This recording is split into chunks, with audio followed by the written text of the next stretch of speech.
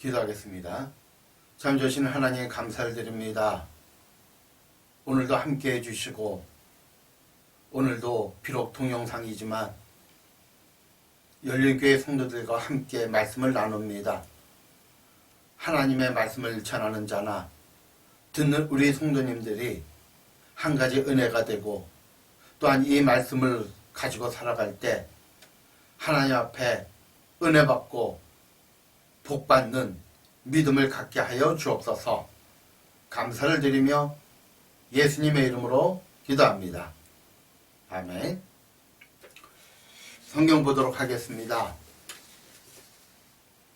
시편 91편 14절로 16절입니다.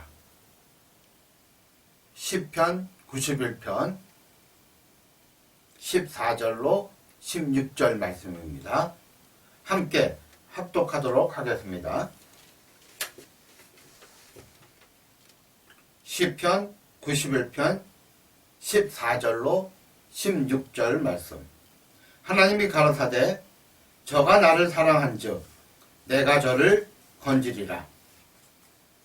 저가 내 이름을 안즉 내가 저를 높이리라.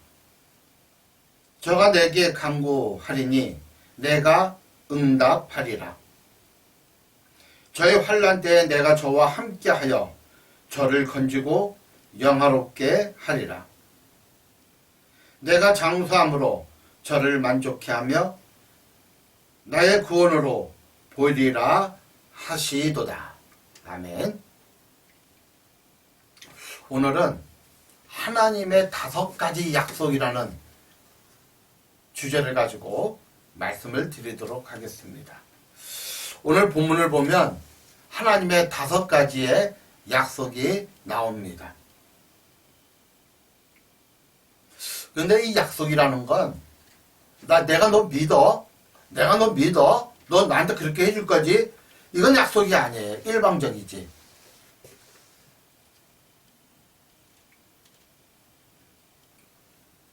약속은 믿음을 근거로 합니다. 또한 믿음은 약속을 근거로 합니다. 일방적인 것은 믿음이 될 수 없고 약속이 될 수 없습니다.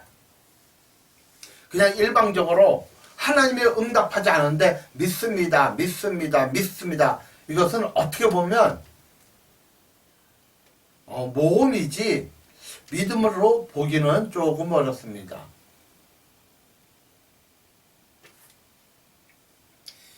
하나님을 믿는 것도 이와 비슷하다고 할 수 있습니다. 우리가 하나님의 말씀, 성경 말씀을 깨닫고 그 말씀이 자기에게 주어지는 말씀으로 받아들일 때 우리는 그 말씀을 믿는 거예요. 믿어지지 않는데 믿습니다 한다고 해서 그게 믿어지는 것은 아닙니다. 그런데 오늘 시편을 보면 91편을 보면 하나님께서 우리에게 5가지 놀라운 약속을 해 주십니다. 이 약속이 내 마음에 녹아질 때 우리는 이것을 믿는 거예요. 첫 번째는 14절에 저가 나를 사랑한즉 내가 저를 건지리라. 첫 번째 약속은 네가 나 사랑하니? 그러면 내가 너를 건져줄게. 우리가 살다 보면 크고 작은 여러 가지 시험이 있고 시련이 있고 고통이 있고 아픔이 있습니다. 근데 그것을 내 방법으로 해결하다 보면 참 힘이 들어요. 어려워요. 근데 하나님은 오늘 우리에게 뭐라고 말씀하시면 너 나를 사랑하니? 그러면 그 문제는 내가 해결해 줄게.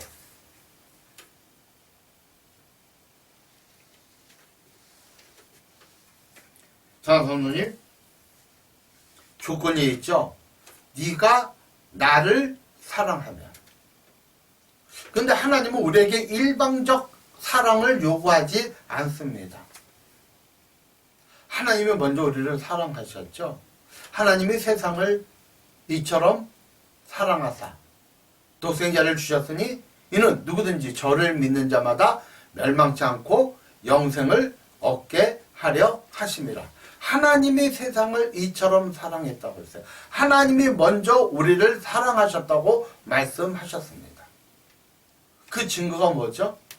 뭐 천지를 창조하고 우리를 만드시고 모든 것을 다 이렇게 우리가 누릴 수 있도록 해준 것도 사랑이지만 더 큰 사랑이 뭐예요? 그의 아들 예수 그리스도를 우리를 위하여 우리의 죄를 해결해 주시기 위하여 이 땅에 보내주셨고 이 땅에 보내주셨을 뿐만 아니라 그를 산 제물로 여겨. 그래서 침례 요한은 예수님을 처음 보면서 하는 고백이 있죠. 저기 하나님의 어린 양이다. 세상 죄를 지고 가는 하나님의 어린 양이라고 이 얘기를 합니다. 어린 양이 뭐예요? 제물이죠.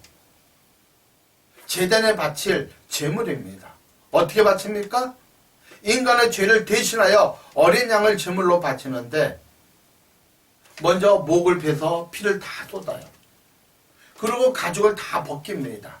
그리고 팔다리를 다 자르고 목을 자르고 그리고 배를 가릅니다. 배 안에 내장을 다 드러냅니다.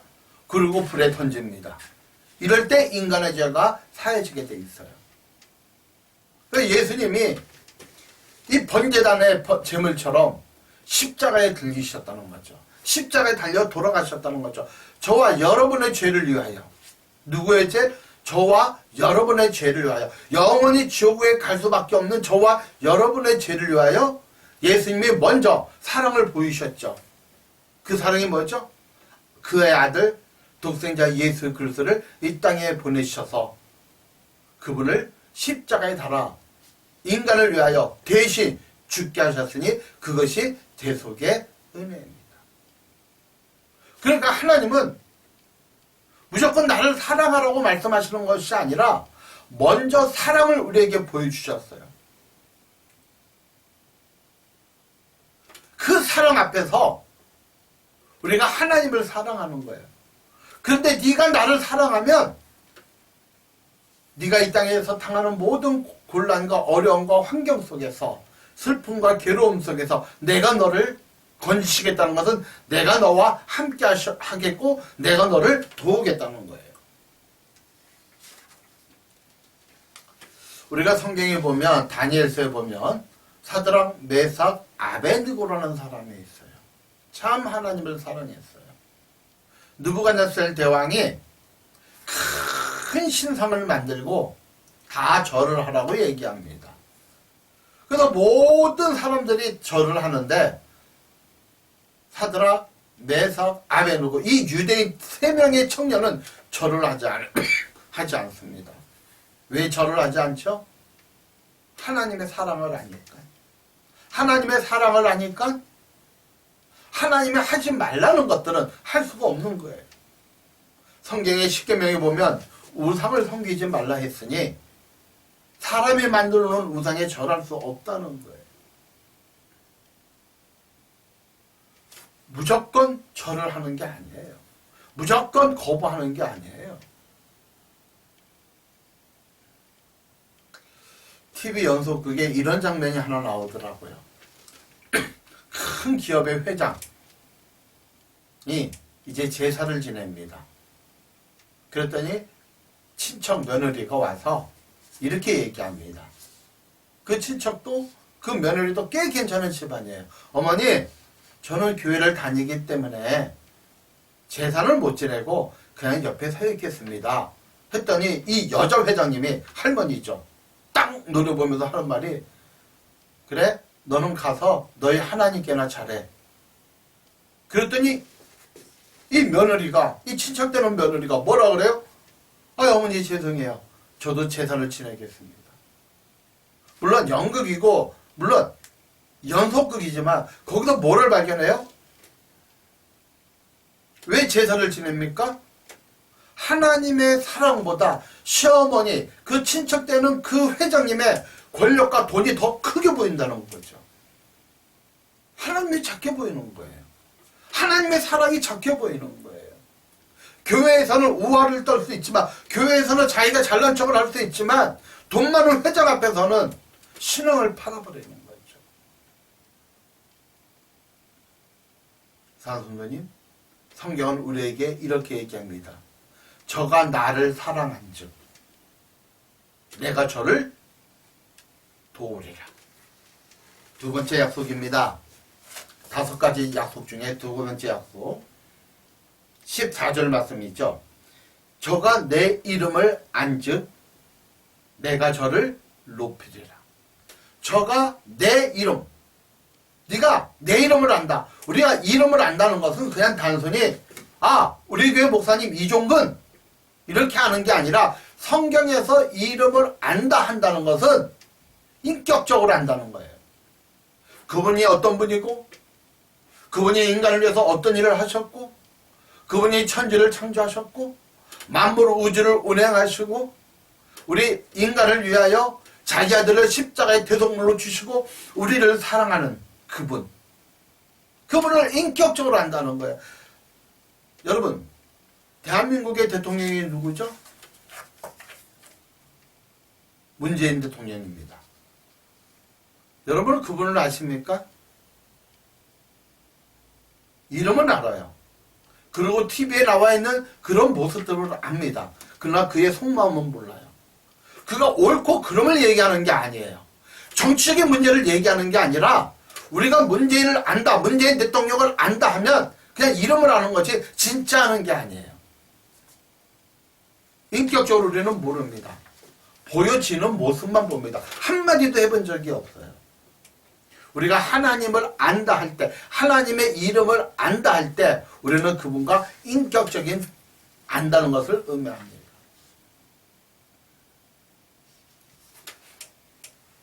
이게 사람이 보면 참 높아지고 싶어하는 마음이 있어요. 대부분 사람들이 첫 번째는 잘 먹고 잘 살고 싶은 그러한 욕구가 있다고 합니다. 그런데 잘 먹고 잘 살게 되면 그 다음에 나타나는 욕구 중에 하나가 높아지고 싶어하는 마음, 명예롭고 싶어지고 하는 사람, 사람에게 칭송받고 싶어하는 모습이 있다고 합니다. 그런데요, 우리가 주변에서 알죠. 스스로 높아지려고 하면, 어떤 주변에서 어떤 모임에서 잘난 체 하면 욕하는 거 알죠? 그가 가지고 있는 것 때문에 박수는 쳐주지만 뒤돌아서면 욕하는 거 알죠? 누가 높여줘야 돼요? 하나님이 우리를 높여줘야 돼요. 저가 내 이름을 안즉. 우리가 사업을 하다 보면 여러 종류의 사람들이 있어요.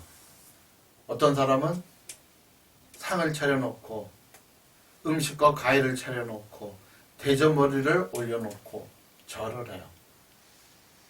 또 어떤 사람은 이렇게 사무실에 가보면 문 앞에 명태를 명주실에 감아놓는 사람도 있습니다. 그건 하나님의 이름을 안다고 할 수 없는 분이죠. 심지어는 교회를 다님에도 불구하고 전 집에 가서 자기의 운명을 물어보기도 합니다. 이런 분은 결코 하나님께서 높여줄 수가 없어요. 구원은 받고 안 받고 얘기하는 게 아니라 하나님이 절대 높여줄 수가 없습니다.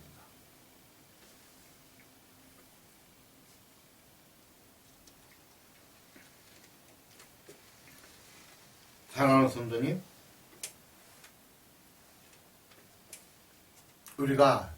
우리의 문제가 잘 해결되고 어떤 축복이 임할 때만 하나님을 아는 게 아니라 비록 고난이 있고 슬픔이 있을지라도 끝까지 하나님 앞에 당당하게 서 있기를 주의 이름으로 축복합니다. 세 번째 약속이 있죠. 15절입니다. 저가 내게 간구하리니 내가 응답하겠다. 구하라 그리하면 주실 것이요 찾으라 그리하면 찾을 것이요 문을 두드리라 그리하면 열릴 것이다. 구하는 이마다 얻을 것이요 찾는 이가 찾을 것이요 문을 두드리는 이가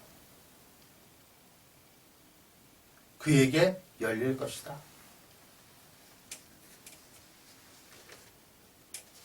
사랑하는 성도님, 우리가 정말 하나님께 간구해야 합니다.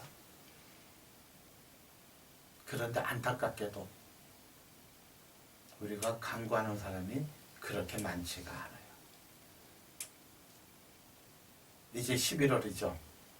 금년이 이제 2개월 넘었어요. 참 세월이 빨라요. 벌써 1년이 또 지났어요. 뒤돌아보면 아쉽고 뒤돌아보면 아쉽고 또 아쉽고 우리 열린교회가 하나님 앞에 간구할 것이 참 많아요.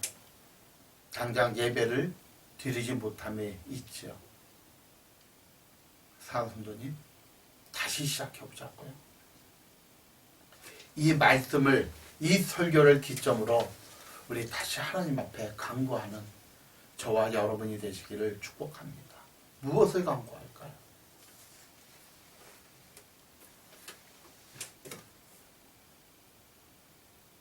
일반적으로는 자기의 문제를 간구합니다. 나쁜 건 아니에요. 자기의 문제, 자기의 미래를 위해서 먹고 사는 것을 위해서 간구합니다. 결코 나쁘지는 않아요. 그런데 우리가 간구하는 대부분이 그것만이라면 조금은 생각해 봐야 돼요. 너희는 먼저 그의 나라와 그의 의를 구하라. 구하라, 찾으라, 두드리라. 너희는 먼저 무엇을 구하라? 하나님의 나라와 의를 구하라.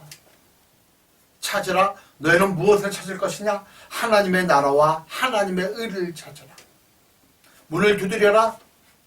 무엇을 두드릴 것이냐? 하나님의 나라와 하나님의 의를 위하여 끊임없이 두드려라. 그리하면 이 모든 것을 먹고 마시고 입는 이 모든 것을 너에게 더하여 주시리라. 우리가 정말 간구할 게 뭔가요? 사람은 자기를 위해서 간구합니다. 모든 종교를 가진 사람은 자기를 위해서 간구해요. 자기를 위해서. 고목나무 앞에서도 무엇을 간구합니까? 자기의 소원을 간구하죠. 큰 돌을 탑으로 쌓아놓고 간구합니다. 무엇을 간구합니까? 자기의 소원을 위해서 간구합니다. 모든 종교, 대부분의 모든 종교는 자기의 소원을 위하여 간구합니다. 그런데 하나님은 너의 소원을 위하여 간구하라는 얘기가 하지 않습니다. 나의 나라와 나의 의를 위하여 간구하라. 그리하면 네가 원하는 모든 것은 내가 다 해결해 주겠다. 이렇게 표현할까요? 꼭 먹고 알 먹는 거죠. 하나님의 영광을 위하여 하나님의 나라와 의, 하나님의 의가 뭐죠? 어떻게 하면 내가 하나님의 뜻대로 살아갈까? 이게 바로 하나님의 의입니다. 하나님의 옳은 것을 위해서 내가 어떻게 살아갈까를 간구하는 거예요. 하나님의 나라는 뭐죠? 나라에는 반드시 있을 것이 땅이 있어야 되고 백성이 있어야 되죠. 전도입니다. 어떻게 하면 하나님 앞에 하나님의 사람들을 전도할까? 너 이거 하면 네가 원하는 거 있지 않니? 먹고 마시고 입는 것. 이거는 누가 구하는 건지 아니? 이방인이 이방 신에게 자기 신에게 구하는 거야. 근데 너희는 나의 나라와 나의 의를 위해서 구해라. 그래야면 그 모든 것은 내가 알아서 다 책임져 줄게.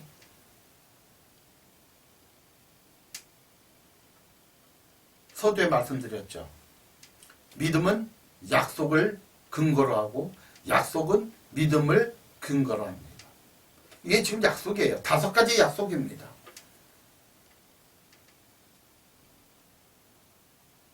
믿음의 근거.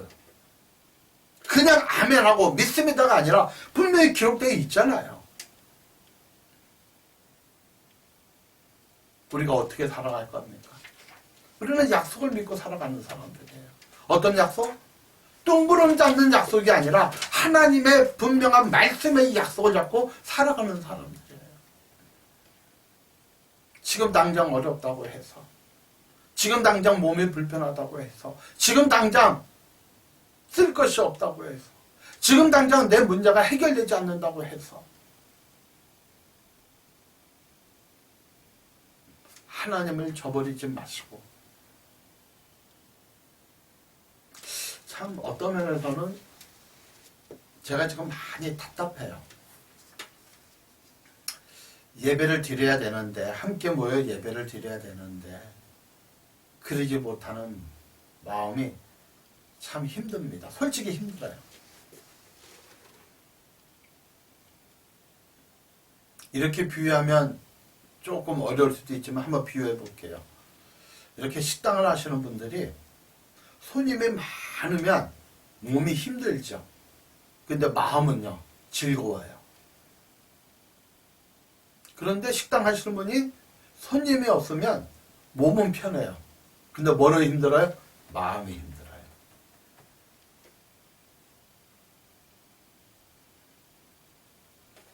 이렇게 예배를 드리면 뭐 여러 가지 힘든 게 많아요.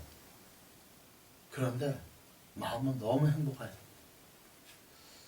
이 코로나 사태로 인해서 제가 경험한 것 중에 하나가 함께 예배 드리는 것이 얼마나 소중한지 모르겠어요.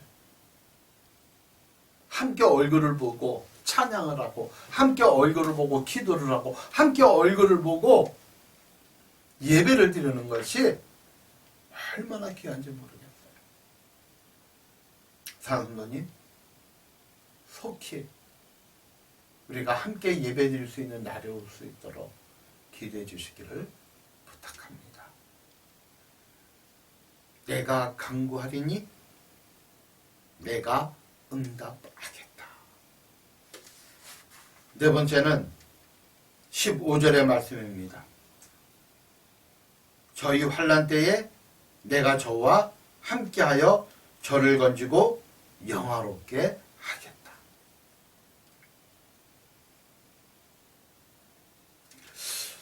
우리가 모든 일이 잘 되고 잘 풀리고 뭐 여러 가지 뭐 사업도 잘 되고 뭐 여러 가지 잘 될 때는 일가 친척 친구들이 몰려요. 맞죠? 그런데 어려움을 당하고 부도가 나고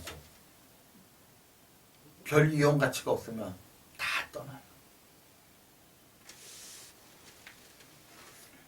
그러나 성경은 그때에도 하나님이 우리와 함께 하신다고 약속했어요. 네가 환난 때에 네가 내 이름을 알고 내게 간구하고 나에게 부르짖으면 네가 환난 때에 내가 너와 함께 하겠다. 내가 너와 함께 하겠다.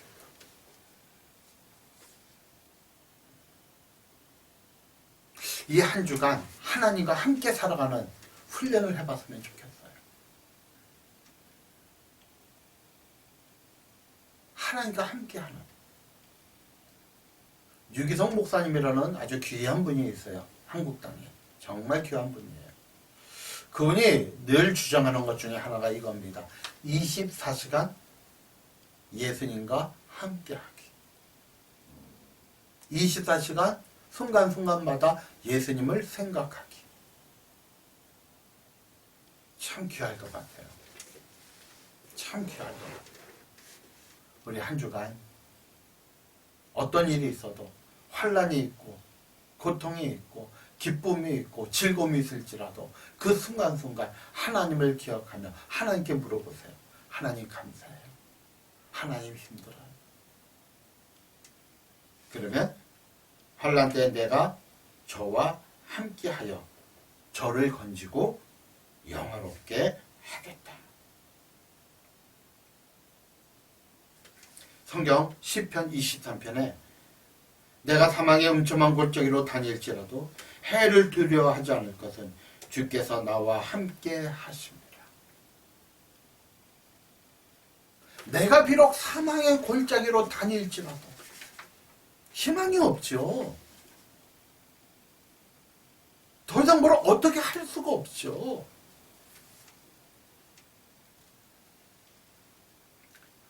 그럼에도 불구하고 내가 해를 두려워하지 않는 것은 하나님이 나와 함께 하십니다. 하나님이 나를 보호해 주신다는 거예요. 우리가 그것을 경험하고 살아갈 때 세상에 그 어떤 것도 당당하게 살아갈 수 있지 않을까.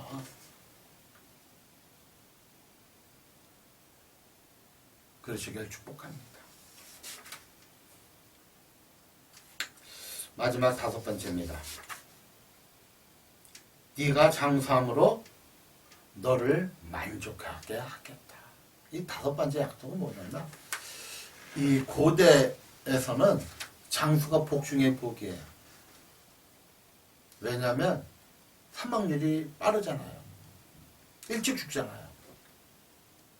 그런데 네가 장수함으로 저를 만족하게 하겠다. 시편 90편 10절에 우리 연수가 70이요 강건하면 80이라도 그 연수의 자랑은 수고와 슬픔뿐이요 신속히 우리가 날아가나이다. 그런 것 같아요. 우리 교회는 저보다 이렇게 연세가 많으신 분들이 많이 계십니다. 제가 62년생이에요. 그러니까 58, 59? 왜 이렇게 나이를 많이 먹었대요? 저보다 연세가 많으신 분들은 죄송합니다. 왜 이렇게 제가 나이를 많이 먹었대요? 하루하루가 너무 빨라요. 벌써 10월달이 지났잖아요. 11월 1일이잖아요. 그런데요, 우리가 100년을 살던 200년을 살던 죽게 돼 있어요. 1000년을 사도 죽게 돼 있어요. 어떡할 거예요, 죽은 다음에? 어떻게 하시겠습니까? 죽으면 끝이라고요? 그러면 이 세상에서 가장 불쌍한 사람이 접니다. 죽음이 끝이라면? 아니요. 죽음은 또 다른 시작이에요. 죽음은 천국에서 시작하던 지옥에서 시작하던 영원히 시작합니다. 영생이 있어요. 천국에서 영생이 있고 지옥에서 영생이 있어요. 오늘도 2시 반이 되면 그늘막교회 공원으로 갑니다. 그분들에게 제가 그런 얘기를 해요. 제가 왜 빵을 구해다가 음료수를 준비하고 또 왜 여기서 설교하지 않냐고 물어봐요. 왜 그러냐고. 꼬시려고. 전도의 신학적 의미는 꼬시는 겁니다. 우리가 시험 받는다 그러죠? 그게 신학적 용어로 하나님께 삐졌다는 거예요. 전도는 꼬시는 거예요. 그러니까 막 웃어요. 뭘 제가 왜 꼬십니까? 무엇을 꼬십니까? 천국 같이 가자고 꼬시는 거예요. 빵을 대접하고 차를 대접하고 음료수를 대접하고 설교를 하고 복음을 전하고 천국 함께 가자고 꼬시는 거예요.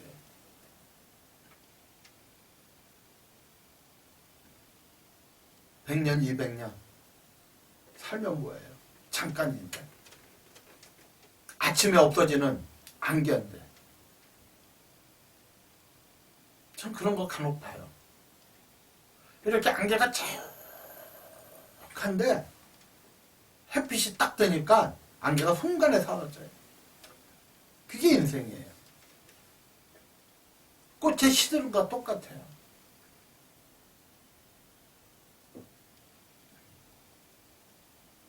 말씀을 마치겠습니다.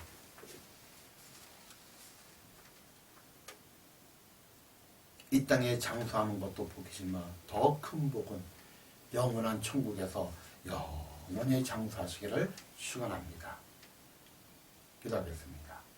참 좋으신 아버지 하나님 감사합니다.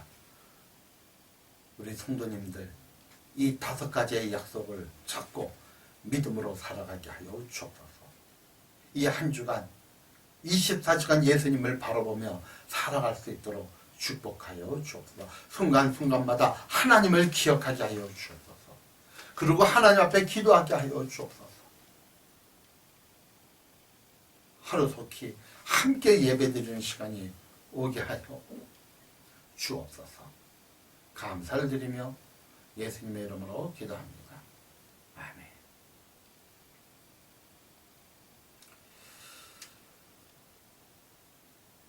광고 말씀드리겠습니다.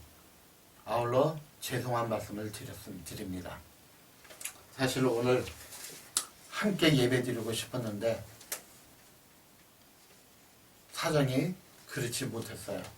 사실 화요일만 됐어도 저번 주 화요일날 이제 같이 예배 드릴 수 있겠구나. 왜냐면 2자릿수로 이렇게 거의 50대 가까운 숫자로 떨어지더라고요. 확진자가. 그런데 수요일날 100명대, 목요일날 100명대 이렇게 계속 100명대로 넘어가는 거예요. 어쨌든 죄송하고요. 조금만 더 기다려 주시기를 부탁합니다. 기도해 주세요. 기도밖에는 방법이 없는 것 같아요. 기도해 주세요. 없는 게 같은 게 아니라 기도밖에 없습니다. 기도해 주시고 빠른 시간 내에 함께 예배드릴 수 있도록 기도해 주시기를 부탁드립니다. 그리고 11월 셋째 주가 추수감사주일인데요. 그때 여러분들에게 부탁을 하나 드리겠습니다.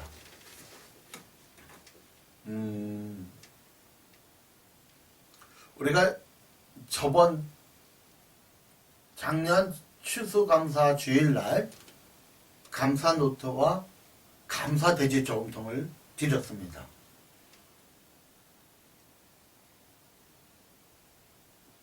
그 배를 갈르셔야 돼요. 추수감사주일날. 물론 금년에는 저희가 작년에 했던 주민 위로잔치를 못합니다. 그래서 기도하다가 또 고민하다가 여러분들이 추수감사주일날 돼지배를 갈은 그 금액을 선교사님들에게 보내도록 하겠습니다. 그 금액 모두 100% 선교사님들에게 보낼 터이니 기도해 주시고 헌금해 주시기를 부탁합니다. 그리고 헌금 방법은 예배를 드리면 교회에서 해 주시고요. 만에 하나 예배를 드릴 수 없는 상황이 오면 제가 온라인 계좌를 불러드리겠습니다. 적어드리겠습니다. 카톡으로요. 그래서 헌금을 해주시기를 부탁드립니다. 그 헌금은 100% 선교사님들에게. 지금 선교사님들이 정말 어려워요. 많이 어렵습니다. 국내 교회가 어려우면 선교사님들도 어려워요. 그래서 작은 거지만 우리가 한 선교사님을 아니면 잘 배분해서 몇몇 선교사님들에게 이렇게 보내도록 하겠습니다. 기도하겠습니다. 이제는 우리 주 예수 그리스도의 무한하신 은혜와 우리 아버지 하나님의 즐거우신 사랑과 성령께서 말씀을 통하여 깨닫고 그 말씀대로 살아가기를 원하는 사한 성도들 머리 위에 지금부터 영원토록 함께 하시기를 축원하옵나이다.